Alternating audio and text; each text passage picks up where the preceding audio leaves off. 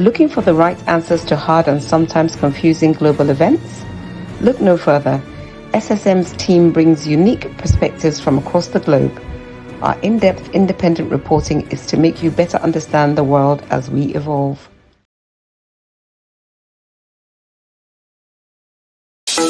In a world where news flies around every minute, you need the ability to relate and connect with what matters and stay up to date. Schengen Story Media News Echoes program is Africans in Diaspora and at Home's leading English news network, one of the most trusted, respected sources for news updates on current affairs as they affect global Africa.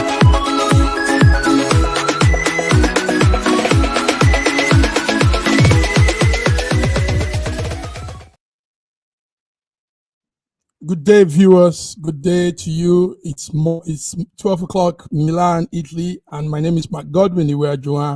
We're here on our Friday news updates, world affairs, and joining me as usual are my coordinators, partners from different parts of the world. Far away, Ghana, Africa, Ghana, West Africa is our man Olayinka Raji.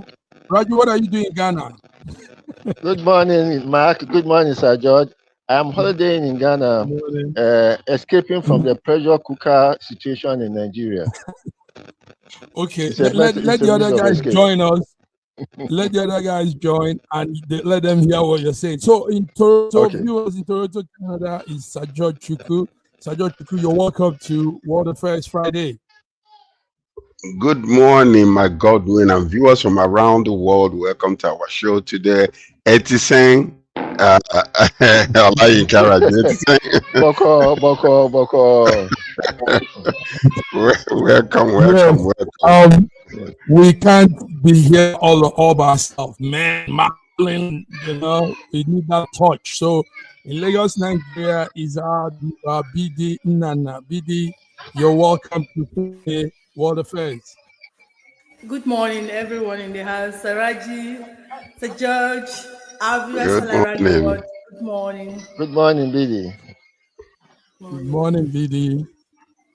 You're all welcome, gentlemen and lady. A lot is happening, but let's know what Raji is doing in Ghana. Raji, what are you doing in Ghana? Wow! You didn't tell us, Saraji. I have to escape. When the bird is escaping, it doesn't tell the other. I have to escape from the pressure cooker situation in Nigeria, man. So you left only me here, all alone. Yes, in your pressure cooker state. I honestly, since I left the atmosphere that is in Nigeria, it seems as if a burden has been lifted off my shoulders. Oh dear. The moment I passed the Diroko border, I came by road. It was a leisurely ride.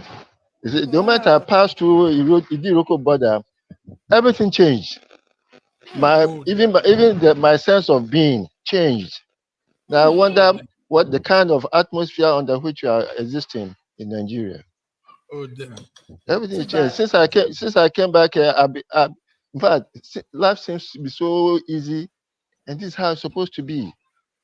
But Raji, you were one of those that voted for Tinubu's government. Yes. And yes, I had to vote. You now had an option of escaping, but you voted, and you are now allowing the man to deal with. No, please, George. No. The fact that I voted for Tinubu does not make me complicit to the nonsense that he's doing. I voted for him. Hold on, I voted for him, believing that as a Yoruba man, he has a certain level of Omoluabi in him, a certain level of integrity, of his decency that the Yoruba people are known for. But since he came in, he has not shown that he's a true Yoruba person, because I have not seen any level, even an iota of Omoluabi in him. From the very first day he came in, even throughout the campaign, it was all deception. That is not Yoruba. That is not Yoruba. So I can come to you and say, look, because even up to today, we are not even sure who he is. Is it Bola Ahmed Tinubu or somebody else? Is he truly a Yoruba person or some caricature of a person? see, But I because think Saraji has a point because I know some Yorubas who I know, they like doing things right. They like getting things right. Do you understand? They like professionalism. They like things being done. You know, I said it in this our group that the people who are actually pushing Tinubu's agenda are people who Tinubu intentionally have grown over the 30 years of his political life for the period we are in today. I'm telling you, it's not all the Yoruba, it's those people he has groomed into toggery, all these things, the Okay. kind of business he's into gangsterism, today. Okay. it's clear Gentlemen, gangsterism. it's okay. That's We're going it. to come to this. You're welcome. It's good to see you. We hope you enjoy your stay in Ghana. Let's It go. is not a hope. I am enjoying my stay in Ghana. Bring Kente for me, Wow. Sarah, Let's bring go. Kente for me. Let's Okay. go. Let's go to some update. Let's do some home news updates before we go into our international news. There is an update that says Edwin Clark. We all know that elder man, elder statesman. Elder Clark writes to the IGP that Wike should be arrested for treason. I know George will come into that. Another update we have coming in. Let's just do all the. Let me just say it before we go. Is there is a push for debt relief and investment. Our representative at the United Nations Secretary Amina Mohammed has pledged backing Nigeria for economic strategy ahead of the African Food Summit in Kigali. So, gentlemen, let's talk about these two things before we go on. It came in before we set out here. Elder statesman Edwin Clark says Wike should be arrested. George, I think you stand on that too.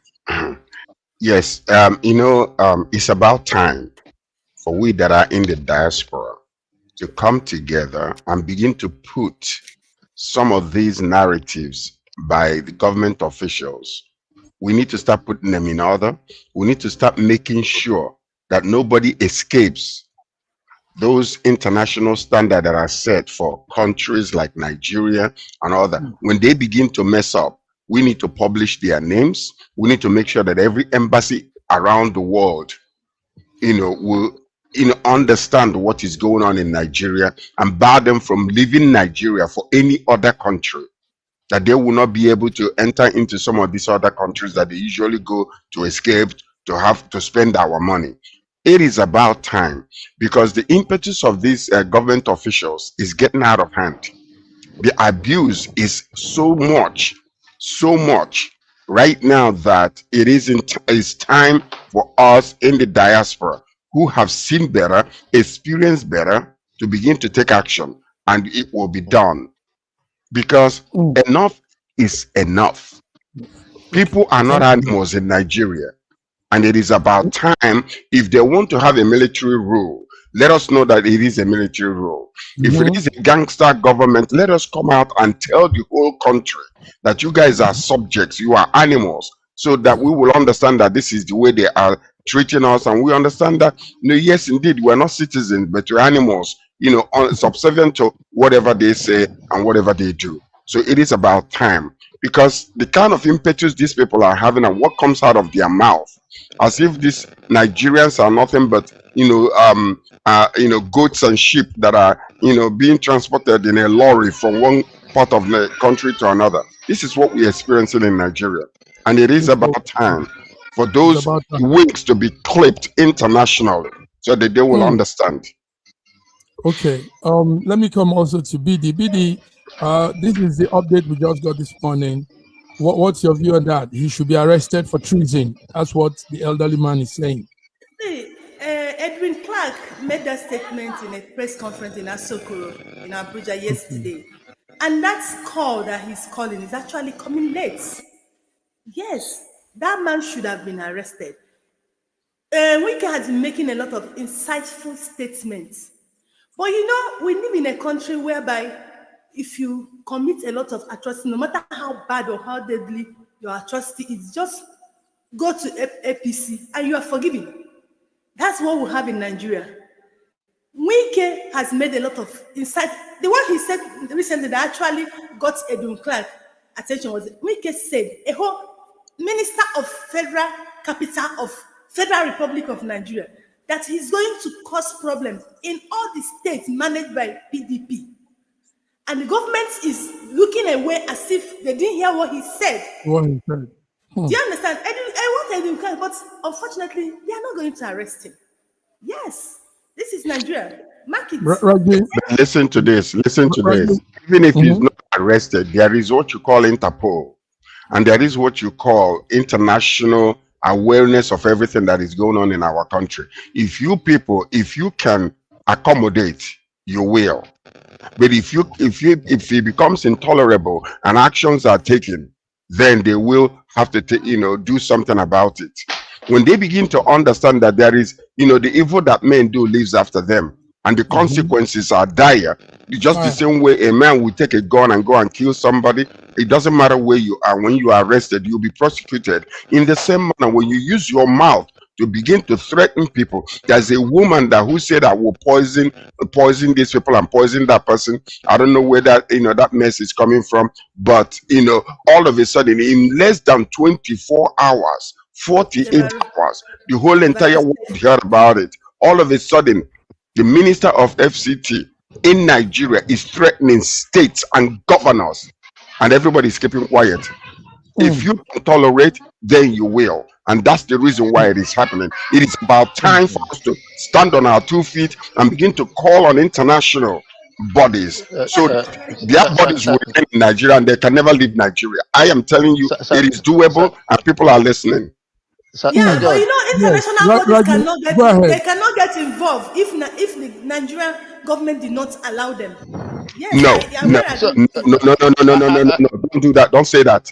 You're not out there. Let's hear from Raji. Let me finish. Let me answer her. Let me tell you something.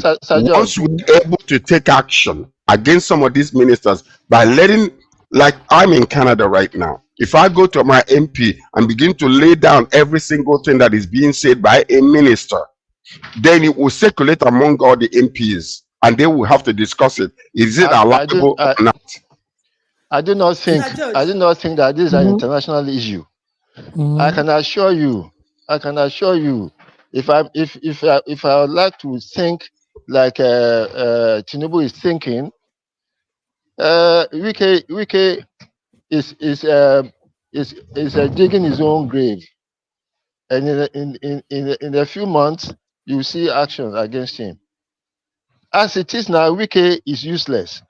Is more like a bat, not a bat, but the original bat.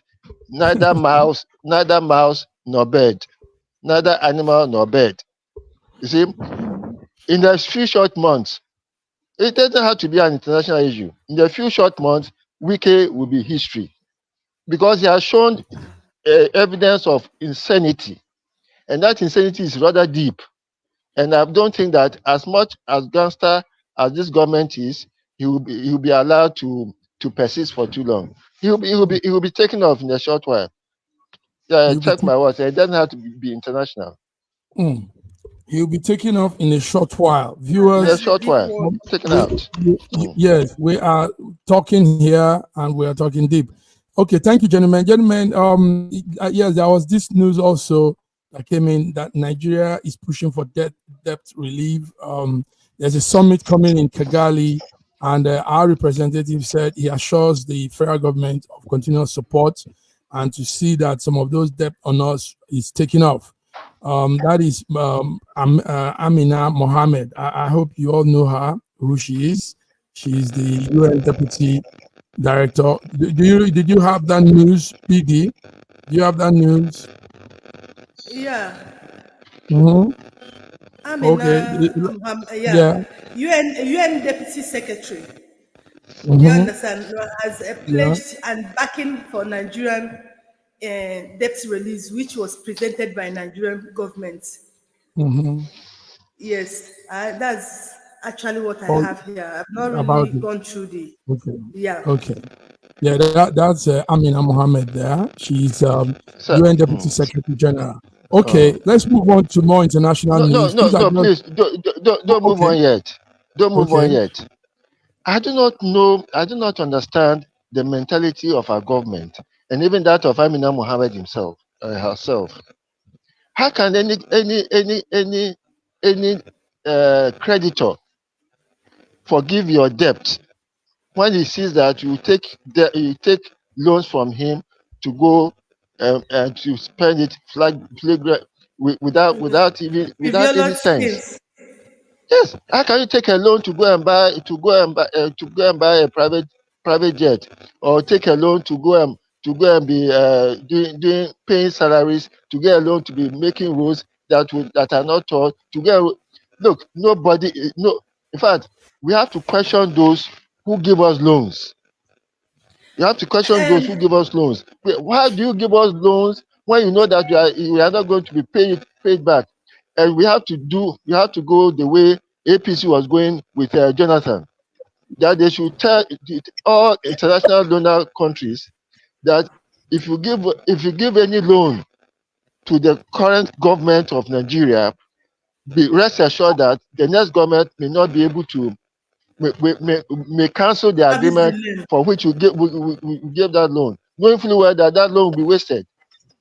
I quite agree with Saroji. You know what I said? I quite agree with him totally. Because this program, you know why I didn't want to talk about it is because the program has not really taken place. If they are going for a food summit in Rwanda, Kigali, and they're actually going to ask for investments, food supply, and not ask for debt relief. Now, from what Saraji has said, you're going to get investors, you want them to give you food supply, and you're asking for debt relief. Now, when they know that they are going to forgive you your debt, the possibility of trusting you for another investment, future investment, might not be there. Maybe this is one of the ways we shoot ourselves on the leg and we'll cry that investors are not coming into Nigeria because they know that we can be trusted. Powerful. Good insight from the two of you.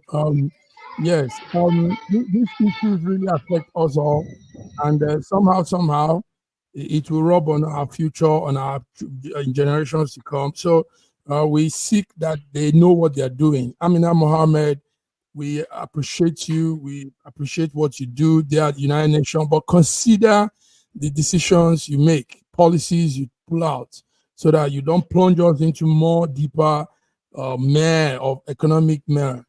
Gentlemen, let's move on. Gentlemen, ladies. I think George, you should be able to give us this update. George, what is happening with the story of the young man that wanted to kill the whole school? The story of the young man I wanted to. I mean, that's terrible, George. George, let's hear an update. What's new on that? Which story is this that you're talking about? The young man that has the schoolboy that went on a shooting spree in Georgia and killed 4 people. What's the news on that again? These are pictures of the 4 people: 2 teachers, 2 students, and one of the students was even an autistic boy. So, George, what's new on that? I am really not I did not hear about this. I'm just hearing it for the first time, actually. So I can't comment on that. Okay. Then let's do the update. But BD, do you have the story? Yes. Before I come in. Okay. Yes. They say it's a 14-year-old boy who shot a lot of people. He opened on people and he succeeded in killing 4 people. Yeah. And they said he will be charged for his actions. Now they explain that once you're 13 years and above and you commit any crime, that they will make you to pay for it. So because of that, the Georgia government is investigating the issue, and they said the boy will be charged. The name of the school, they say, is Code Gray. Code Gray School. Okay. Yeah. So that's what I have on do you have any story on that, Raji? Are you following that update? Raji, I think you need to unmute your phone. Okay. Yeah, go ahead. Go ahead, Raji. It's rather unfortunate. It's rather unfortunate and that it become too rampant in America for all these school shootings, and something has to be done about it. Something drastic has to be done. My condolences to the families of those who lost their lives, and I wish we don't. I'll pray that we don't have more of these shootings, but it will be a future prayer if the government doesn't do something about gun control. Yeah, indeed. Actually, they say that what I'm reading actually is that the father of 14-year-old accused of killing two teachers and students out of Georgia was arrested and charged on Thursday. But you see, okay, what we're saying here is this. It's almost like what's happening in Nigeria. A section of people in US is trying to protect their gun rights. And part of the problem that we're having is these Republicans, they have ardently refused to do anything about allowing, like especially special ammunitions that are used in the warfare for people to own it, because this is how you can actually go and start shooting and killing a lot of people. But if it's like a pistol where you can, it's not easy for you to just, use a military style weapons to be killing people. It's really beyond comprehension how a supposedly intelligent, civilized nation, the world leader when it comes to they call it the leader of the free world, and these people are just doing this. The problem is when their families are involved. Most of these people that are doing this, their families are not involved. That's why they don't care. So it's the problem we having in Nigeria. You have similar situations happening in civilized countries. So sometimes you look at some of these things. It's crazy, honestly speaking. But look at that. Thank you. Okay, yes, viewers, you're saying that's a killer, a 14-year-old boy, Colt Gray. Colt Gray and the father have been questioned in previous times about threat he was making online, and police said on those times they dismissed it and claimed that it wasn't too serious. But now the man you're seeing there has killed 4 people, and though the father and son have been arrested. So this is what we're getting from Georgia. The father should be arrested and the father should be charged with the same crime that the son is committing. Because if the son did not go out there and buy a gun and using the father's gun, which is accessible to the young man, that is child abuse, and they should be charged with the same crime that the son committed. And that is the only way to deter these people. He had like a big gun. And I got up, I started running. He started shooting like 10 times. We heard shots. The teacher ran, slammed the door, made us all go in the corner. I thought it was just like movies and stuff like that or something. I never thought it would be at my school. My son actually called me while it was going on inside the classroom. Like I was inside the store and I heard him hollering and screaming and crying. I hear all the commotion in the background. I just dropped everything and sprinted to the car. We do have a suspect in custody. Okay, so that's it, viewers. A small snippet to what happened. We'll continue with this. I think we'll follow up with the court proceeding and all the charges that will be made on Colt Gray. Thank you. Let's go now to more stories. George, do you have what is happening with Hunter Biden? Are you following that up too? Hunter Biden yesterday pled guilty to all the counts of the they were preparing to start the charges. Yes, the court case yesterday. But when they arrived there, first and foremost, they wanted to plead guilty on a special provision. While the prosecutor refused, and the judge also, who is a court-appointed judge by Trump, also refused. So they came back and he pled guilty to all the counts, citing that he's caused too much pain for his family and does not wish to continue with such. So right now, Hunter Biden is pled guilty, and I think the sentencing should be somewhere in November, thereabout. So that's what we have right now. When he was asked whether he was pushed by anybody to do so, he said that it was his personal decision to plead guilty to such charges, and that the reason why he wants to do so is when he discovered during the gun charge that was where he was found guilty, actually, that he didn't want to put his family into such stress anymore. So what the court did at this particular time was to read all I believe it's the 59 charges thereabout. So when they started doing so, the mother, the first lady, left and didn't hear all those things. So evidently he made a quality decision not to put his family into such stress anymore. So we know that previously he had denied all the allegations, and he was trying to intentionally avoid paying $1.4 million in his income tax. BD, now we see subsequently he paid $2 million. Yes, he paid $2 million on those charges, and even the judge, because he's a Trump-appointed judge, refused the prosecutor, the defending attorneys to say anything about it. So which is actually unfair, but it is what it is. It is what it is. BD, we see that he's been convicted on 3 felonies, like George is telling us, connected to purchase of a rifle, battling with drug addiction, lying about his drug use. Do you think that tax evasion, tax evasion and all that?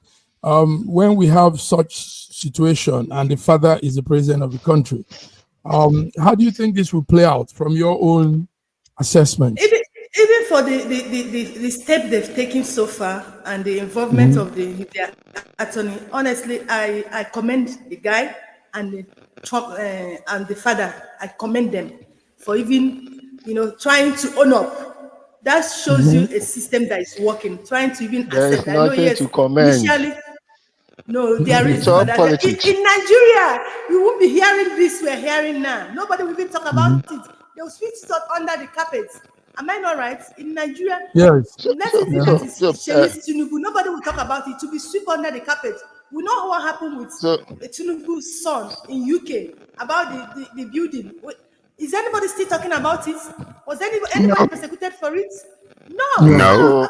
Please, I commend them. That shows you that they have a system that is working. I'm telling you.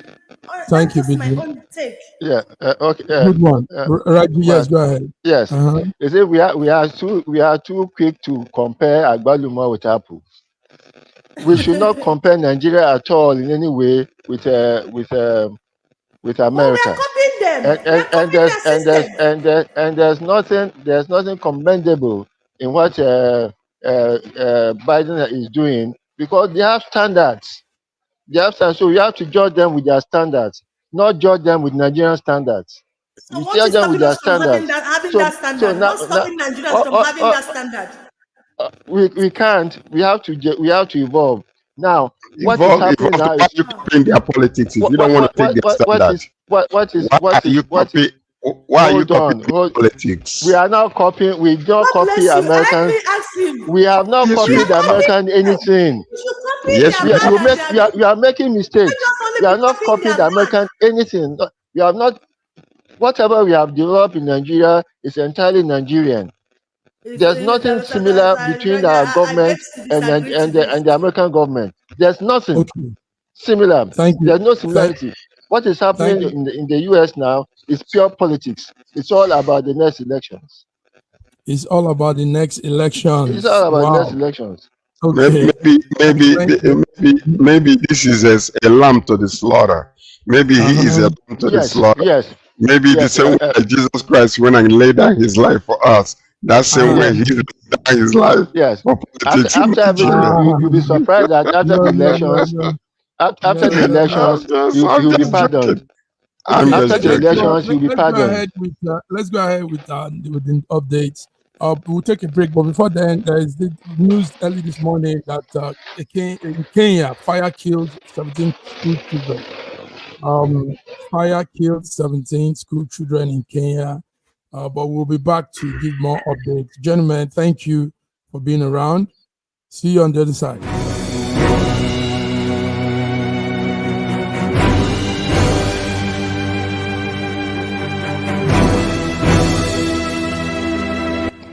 Looking for the right answers to hard and sometimes confusing global events?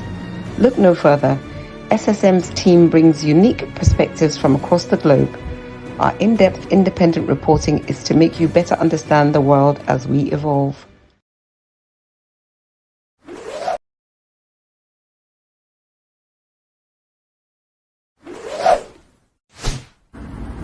A year ago, I wrote a book titled The Final Solution, and I was trying to say to the rest of the world that there are challenges ahead. Now, a prophecy did come, and that prophecy is coming to pass. But I'm telling you, the final solution has been found many years ago in the Bible, because the Bible simply says righteousness exalts a nation and sin is a reproach to the people. So I want you to know that you can get solutions to problems in Ukraine, in Russia, in Nigeria, indeed all parts of the world. We need that solution, and the solution is straightforward. Please get a copy of my book. It's the Final Solution by Bishop Schengen Johnson, and you can find it in Kindle, in Amazon. Just type Bishop Schengen Johnson, The Final Solution. It's very, very small book you can read within 2 hours, but it contains the final solution. Do get a copy. Not getting it is doing disservice to humanity. Don't forget the final solution.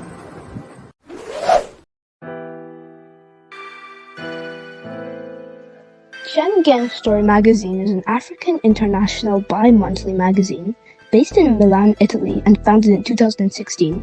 The publication focuses on personalities, fashion, style, entrepreneurship, and culture for Africans. The articles on food, movies, fitness, music, travel, sports, technology, and books are also featured. Our lives full of best stories. A lot can happen in a month. Expand your mind, change your world. Get Schengen Story magazine's full editions, celebrating Africans make an impact. Read better, the inside story. Your fashion magazine for a better lifestyle, inspiring stories for you. Your monthly dose of entertainment, a better mind keeping you updated. Hashtag Schengen Story magazine. Get Schengen Story magazine full editions.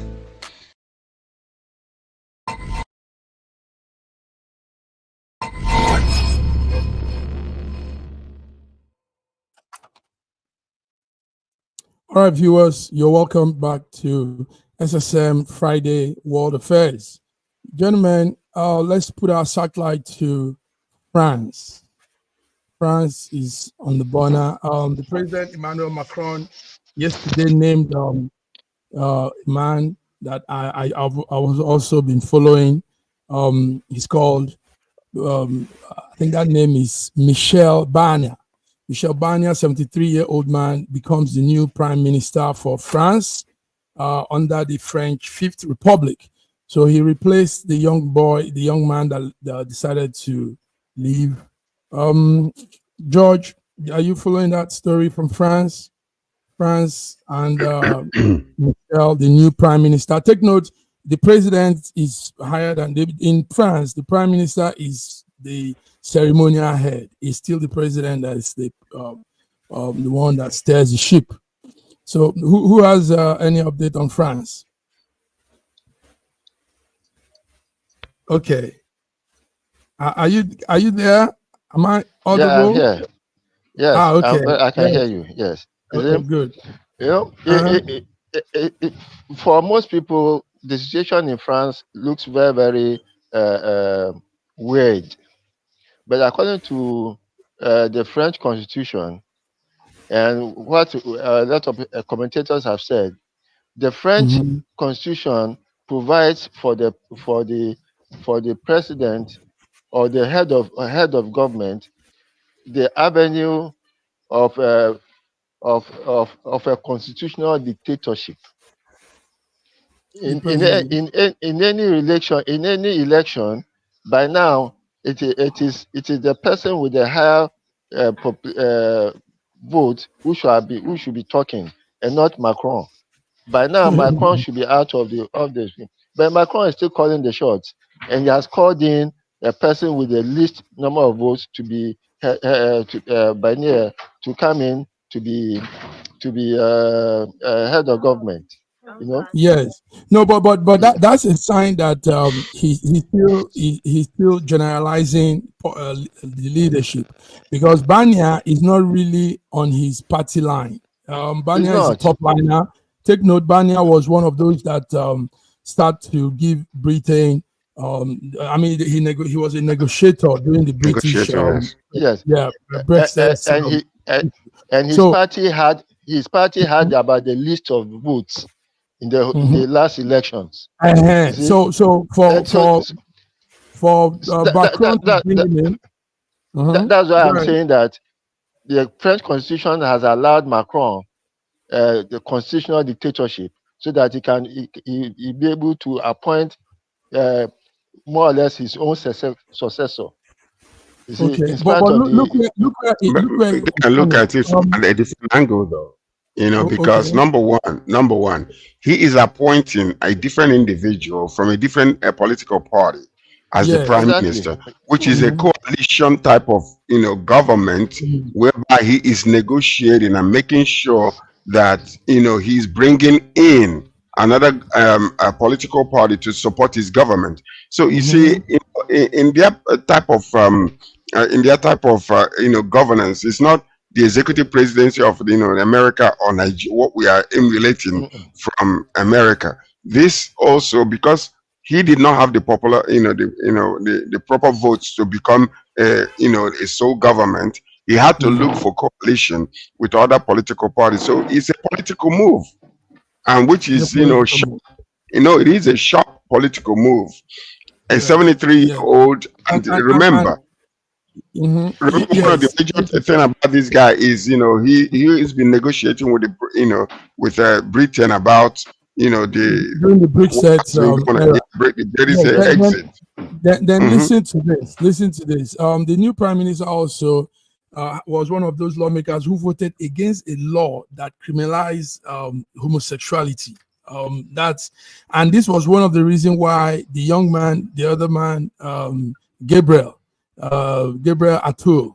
This was one of the reasons why he left, because there were pressure on him, prime minister, and a gay man, So it's going to be a tough one also, more on some of these policies in France, because France somehow allows this LGBT whatever will also happen during the Olympics. So for Macron to bring him in, that means there's going to be balance. There's going to be some level of decorum in governance in the society also, because this guy is real tough liner. He's not a pushover person. Okay, let's still stay on France. There's this very crazy story in France. I don't know if you all are following that. SSM has been pushing the story. There's a man called Pelicot.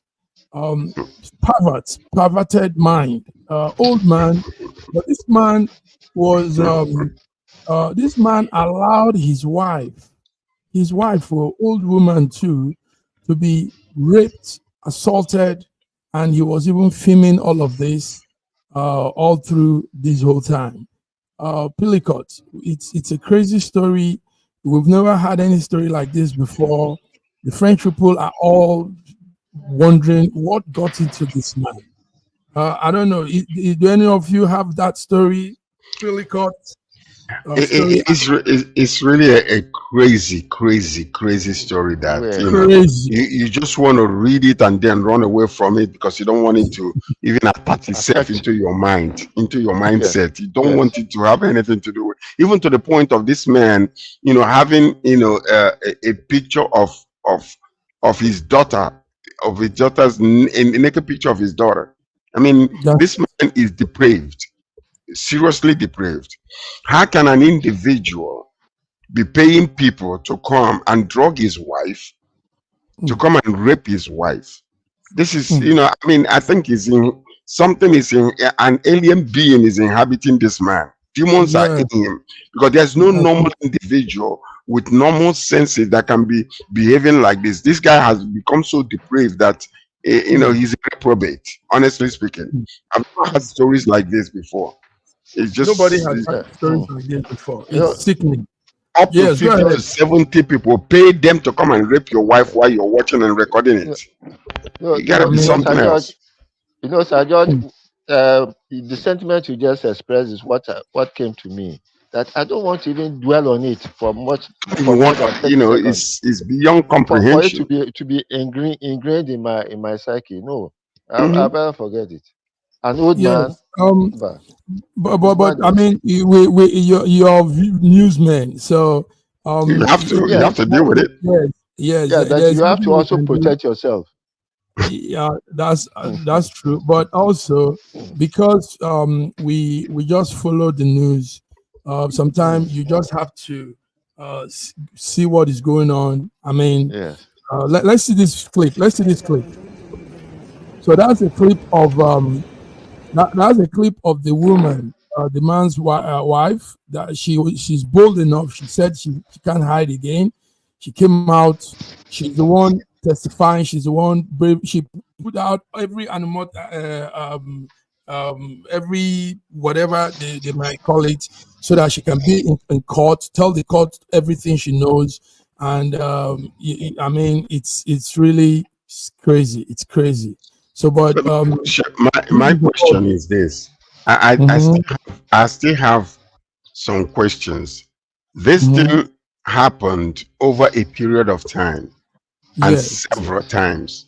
And this woman, though she was drugged, had no clue whatsoever, and no, you know, nothing.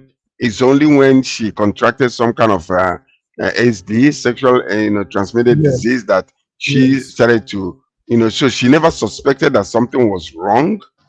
And I just don't, I don't understand. The whole story is so weird and so bizarre that I just want to, get into, because, there is another aspect of this whole entire thing. I mean, for how many years did this happen? And there was no suspicion, no. Yes, for 4 years, the act was going on, and that during that 4 years, what she said was she was she was put under strong intoxicants, drug that made her not know, unconscious of who she was, what she was doing, and that made it possible for all those 50 more men to rape her while the man was filming. And that's the world for you, gentlemen. It's how it is. Sick individuals are with us, and there's nothing anybody can do. Some people's minds are very depraved. Some people are real sick inside, mentally sick, emotionally, every way. So that's what we're hearing in France. It's happening in a small town in France, and the town even they all can't believe that this is happening in their village. Okay. Yes, they are all shocked at the story. No, it started. You know how the thing came out to the open. She was in a supermarket one day. The woman, Pelicot, Madame Pelicot, she was in the supermarket, and some group of women from her village, from that town, were discussing the thing. They were discussing on how a man has a video clip of a woman being raped and all that. So the discussion, so she ear dropped into it, and somehow consciously, her brain awoken, and that was how the whole thing started coming up. That this is me. So this happened to me, and good thing. It's happening in the Western world where they can get hold of everybody. Now they've gotten hold of all the men, and some of the men were saying that the father, the Pelicot man, also it kind of assaulted them, subjected them into doing that thing, you know. And crazy story, but this is what it is. How did he subject them? By paying them money? Is that paying the money is subjecting them into this? Because he must have been, it was written that he was paying them to do this. So it was, what the man was trying to do was have a file, probably in the porn world, in this sick people's world. They've never had that kind of file before, that kind of collection of videos. So maybe he wanted to have that in for them, an historic video clip. It's sick. All right, man, it's sick. Yes. Let's go ahead, gentlemen. Trump says Elon Musk will be in his government. George, do you have that story? That's a good story, Raji. Is that a good story, Raji? Let Raji handle this one, because that one is beyond me. Elon Musk. Yeah, Elon Musk is a fantastic businessman, but he's more weird than even Trump himself. That combination will be a dynamic, evil duo. I don't even understand it.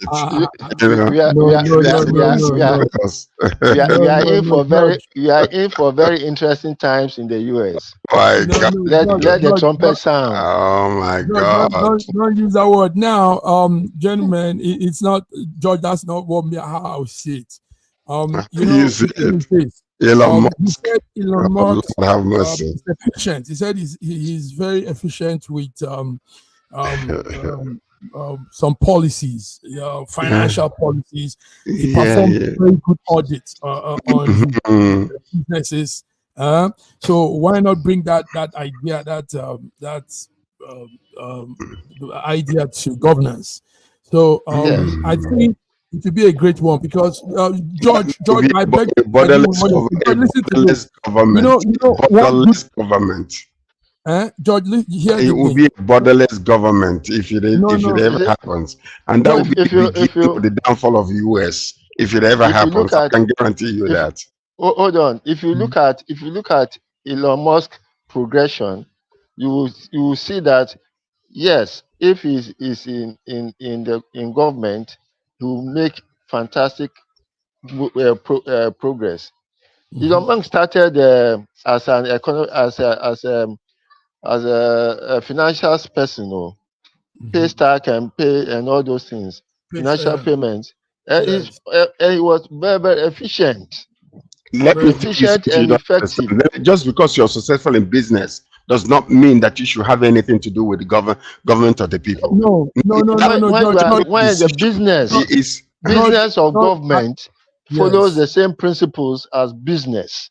You want to make government business. There is another aspect of governance that needs to be understood, and that is number one, maintaining what you call, culture, decorum, and balance of, human relationship and all that kind of stuff. This man he ought to go to Mars and begin to govern in Mars. We need to put him. Create a state. You are too conservative. You are very, very conservative in your views. We are in a very progressive world. Look at what Elon Musk has been able to achieve. What has he achieved? Because he has, yes, of course, he's a genius. He's a genius. But simply because a genius doesn't make you, a force when it comes to governance. When you look at a process person, because everything about man is a matter of processes, and Elon Musk is a processes person. And if he brings up Trump is more weird than Trump, believe me. And that combination will not happen in the US. And let me tell you something. Trump is just saying that. If you know Trump, he will not appoint Elon Musk, because he needs somebody that he can control. And Elon Musk is not somebody. He's a wild animal when it comes to decision making. He will not appoint Elon Musk. I can guarantee you that. He has said he'll appoint him again. And I trust. Didn't he say that with other government, other people? I trust Trump with his words. Trump promised that he will make Jerusalem the eternal capital of Israel. promise that too many other presidential hopefuls in the US had made. When they became POTUs, they did not do it. But Trump promised it and did it. And did it. Okay. The only reason Trump got into that got into power the first time was for the sole purpose of transferring the capital of Israel from Tel Aviv to Jerusalem, preparing for the Lord's coming. Listen to this. Listen, he never promised. He came to his table and he did it. Because religious leaders came and told him, he asked questions and they answered him. That's the place Jesus Christ is supposed to be coming. So, and he did it. So it's over. You can take it to the bank and bank it. When the election is over, I will come and discuss this. I'm telling you this now. He's already fulfilled his purpose. And that's it. Okay. That's it. Okay. Okay. Anyway, George, what I want to add to that, like you said earlier, a man that had done well outside in business, yes, could be a good politician, a leader politically. You know why? Yes. Because he understands the rudiment. You see, what we have in Africa in most cases, these men just come from nowhere and they want to rule. They want to lord over people when they've not tasted how it is to run a company, even if it is a family business. You know, they don't understand. Didn't after being the governor of Lagos State, did he not do well in business in Lagos? Did he not do business? well? Which business did Tinubu do? No. Whether it was by crook or by whatever, Tinubu is a successful man when it comes to Yoruba land and Tinubu Lagos State. It's a successful thief. Put it that way. We'll call him that, but and people have just agreed. Look, he is your president today. Let me tell you how. Wando came to being. Wando did not pay one kobo in the acquisition of everything they needed to buy Unipetrol. All that they did was to use Lagos government money and pass it through some process and use it to buy Unipetrol. So Tinubu is maybe he's a successful thief, and the things in what is happening in Nigeria has made it easy for him to do whatever he wants to do.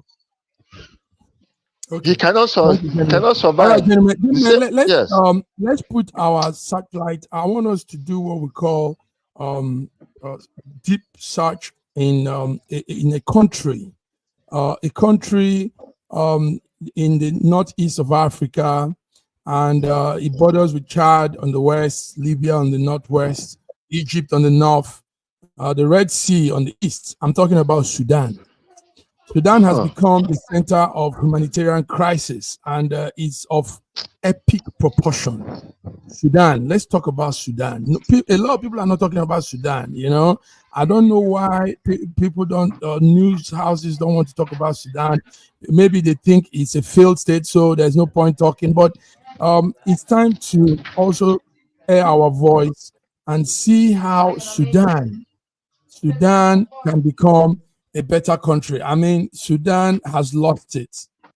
George, what we know is that Sudan that has a population of about 50 million people as at 2024 and occupies about 1,800,000 something square meters, is also Africa's third largest country by area. And Sudan has a lot of what could make it a great country, but Sudan presently is the epic center of humanitarian disaster, and it is not looking good at all. Gentlemen, it's sad. We have Sudan right inside Africa. You take note, Sudan has two parts now. You have the South Sudan, then you have this Sudan. Now, this one we're talking about is the one that has the capital as Khartoum. Raji, you're always following African updates. Yes. Will you tell us? The Sudanese case is very, very sad. Very sad. Because it is neither a civil war nor just that there's a failure of government. Two army officers are facing each other and want to take control the country. Sure. Unfortunately, international forces, some U.S. and Russia are also using it as a proxy war. You know, for control. And Sudan has been plunged into a know-nothing land. I mean, look at you. Are you seeing pictures, viewers? You're seeing pictures. This is Sudan for you. This is it. Women are constantly being raped. Torture is going on. Go ahead. There's no government. Nothing. There's no it is so brutal, and people are just being taken advantage of. There's no government happening. It doesn't seem to be any better than Somalia or Yemen, and I don't understand. George, even Rwanda. The problem we have here is Rwanda at the peak of the criminality was better. Selective attention, because Sudan, I don't know if they have any type of minerals or oil or whatever, and that is the reason why all their wars are being ignored internationally. Only the humanitarian organizations are going there to help, but it's getting worse and worse every day. And this is something we are talking about every day. If you know the number of people that are dying in that country, the number of children, malnutrition, no place to sleep, no place to rest, no place to use the washroom, just in the desert area, with that kind of humanitarian crisis that is taking place, and the world is at bay watching. If there was some kind of special mineral, if they have gold or silver or something that the world needs, you would have seen international countries clamoring to bring peace upon these people. But because they don't have anything to offer the world, as in, like economic, something that will help some of these first world countries, that's why they are languishing. I remember many years ago when Clinton was being accused of ignoring the wars that was happening in Sudan. And he was really accused of it because he ignored it for a long time, because there was nothing for them to offer to the world. Therefore, they are left. Can you imagine how many years these people have been languishing in this crisis that has been going on? So consider generations that are wiped out from these nations, the two sides of Sudan. It is so it's despicable, and it's not even something that you need to see sometimes. When you see the states that they live like animals. Yes. George, dogs in America are having better lifestyle than most of these Sudanese people. It's crazy. I think the world needs to come together, get these leaders that are selfish and self-centered, that are so inhuman, that they need to go there. These are the type of places where they go and get the leaders. If they don't want to do anything, what they did to Libyan president, this is the place where they're supposed to do it, not in Libya that was functioning effectively. Look at Libya today after Gaddafi was gone. How is Libya today? Recently, people, about 167 Nigerians were brought back from Libya because of the economic condition in that place. So they're coming back from Libya from frying pan into fire. So that's exactly what it is. I think the world needs to come together and care about these people and mandate that the two governing bodies that are fighting with each other ought to come to a table and decide how to be able to care for the people, or else let them be removed, forced out of government, and put an interim government in that place that can actually, restore dignity and respect of humanity in that place. It is so sad. Thank you, George. Thank you, Raji. That's it, viewers. Sudan. We just put our satellite on Sudan. Beautiful country, but has become the epic center of humanitarian crisis. And we're talking of real epic proportion of that scale. Sudan, that's the flag there. We call on authorities, United Nations, to look more into Sudan. Sudan is being ravaged. Look at families, children, people live. George, you're comparing dogs don't live like this in the West. They don't. The dogs live far better than this. So Sudan is in a very, very terrible state, and we hope authorities, people concerned, United Nations, World UNICEF, WHO, all of these bodies should come and really see what can be done to Sudan. Instead of giving money to Ukraine to kill them, go fight with a big animal, why not give this money to Sudan to start up their life? I mean, George, some of these being politically correct things that we want to align with. I mean, the NATO will take billions of money to support a small man and tell the small man to go and fight a big man, and they know it won't work. That money will go in the shambles. Now that money, half of that money, because when you bring that amount of money to Africa, is a lot of money. Half of that money could put Sudan. Raji and George. It could rebuild the whole entire nation. It could rebuild the entire nation. It could bring life back to the dead in that area, or the dying in that area. You see, and that's exactly what, I'm glad that you're making the comparison. Billions and billions are being spent to go and annihilate lives. Let a country like US or Russia or whatever, let them adopt Sudan. Make it an extension of their own country. Give aid to them, give lifeline to them. Then we will know that you are truly a superpower or want to be a superpower. It's so sad. It's very, very sad. Okay. Thank you, George. George, awesome. Raji has gone off. Our time is up. You guys have done well. So, viewers, you want to thank you for being through with us throughout the week. Started with the Between the Lines Monday, Wednesday, Friday, African update, and today we've done our international world news. So until we come again next week, have a beautiful weekend. And God bless you. Have a great weekend and be safe out there and enjoy your weekend. Yes. Thank you, George. Bye-bye.